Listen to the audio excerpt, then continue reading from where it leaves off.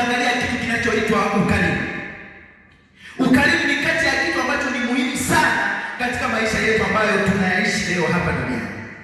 Lakini ukarimu ni kitu ambacho kimekuwa adimu katika dunia hii tunayoishi leo. Narudia tena, ukarimu ni kitu muhimu sana katika dunia hii tunayoishi leo. Lakini ukarimu kimekuwa ni kitu adimu sana katika dunia hii tunayoishi. Sikiliza vizuri. Ukarimu. Hapa tumekumbushana ya kwamba hawa watu walikuwa na sauti moja, walikuwa na moyo mmoja, walikuwa na roho moja, na ndio maana mambo yao yote waliyafanya kwa sauti moja. Mambo yao yote waliyafanya kwa umoja. Kila kitu ambacho pia walikuwa wanataka kuuza, hakuna ambaye alitaka kusema kwamba hiki ni changu, hiki ni cha fulani. Hakuna kitu ambacho kilikuwa cha fulani. Hakipo kitu ambacho kilikuwa cha mzee fulani. Hakipo kitu ambacho kilikuwa cha mtu fulani. Badala yake vitu vyote vilikuwa vya wote. Hivi vilikuwa ni vitu vya wote, na ndio maana leo tunajifunza kufanya ukarimu wa kipekee. Ajabu ni watu wengi leo sio wakarimu. Sijajua somo hili leo limekuja kutufunza nini, lakini leo limekazia. Somo hili linapanua zaidi wigo, somo hili linaongeza zaidi wigo ya kwamba kama wewe ni mkarimu, unapaswa kufanya ukarimu wa kipekee. Kama wewe sio mkarimu, unapaswa kuwa na ukarimu katika moyo wako. Kama mimi sio mkarimu, napaswa kuwa na ukarimu katika maisha yangu. Na huu ukarimu sio ukarimu tu wa kawaida, wa namna ya kipekee. Sikiza mzee wangu. Somo la leo linatukumbusha haya.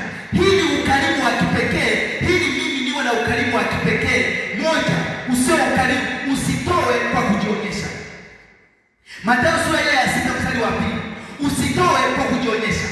Leo katika dunia hii tunaoishi leo hii, watu ambao tunaishi nao leo, watu ambao wanatuzunguka leo, watu ambao tunakuja kuabudu kanisani, watu ambao tunamwabudu Mungu leo, hatutoi ili kumtolea Mungu. Badala yake tunatoa ili nijulikane ya kwamba na mimi nimo kwa watu ambao wanatoa. Somo hili linatukumbusha ya kwamba kama wewe mama ni mkarimu, unapaswa kufanya ukarimu kwa ajili ya Yesu. Bwana asifiwe. Amen. Sikiliza dada uliyepo hapa, kama wewe ni mkarimu dada yangu, umebahatika, Mungu amekubariki, amekupatia kitu chochote kile, unapaswa kufanya ukarimu kwa ajili ya nani? Mungu. Ya huyu Yesu. Kama umepatiwa pesa, unapaswa kutoa pesa hizo kwa ajili ya Yesu.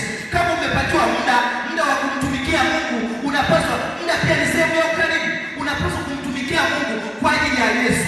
Kama umepatiwa mali yoyote ile, unapaswa mali yako mali zako zitumike kwa ajili ya Yesu, si kwa ajili ya mtu mwingine. Ukarimu ni mmoja wapo adimu sana katika dunia hii tunaoishi leo. Kwa sababu gani?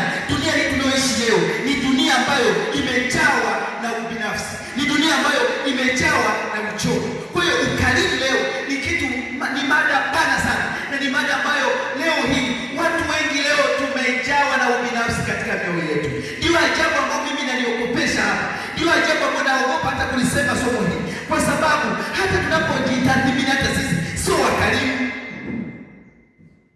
Lakini leo Mungu wetu anatukumbusha kwamba hawa watu walikuwa na sauti moja. Leo utafika hata kanisani, utasikia kitu fulani ni cha mzee fulani, kitu fulani ni cha fulani. Hawa watu walikuwa kama jumuiya.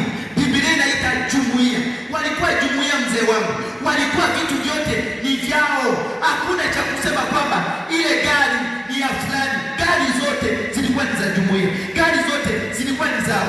Gari ambazo kama zilikuwepo gari zote zilikuwa ni gari zao. Hakuna cha kusema kwamba ile gari ni yangu. Sikiza mtu wa Mungu. Hawa watu walikuwa, mmoja wapo alikuwepo mtu mmoja anaitwa Barnaba. Huyu mtu wa Mungu anauza hata shamba. Hili shamba sio kwamba ni lake, shamba ni kwa ajili ya wote.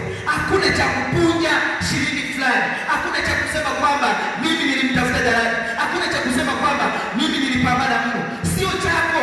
Wewe ni hata muda ambao ulionao. Kuna watu leo, mtu wa Mungu nisikiliza hapa, kuna watu leo tumeshindwa kuwa wakarimu kwa sababu tunaangalia baadhi ya vitu vidogo vidogo. Moja wapo, mimi nilisafiri peke yangu kwa hela yangu.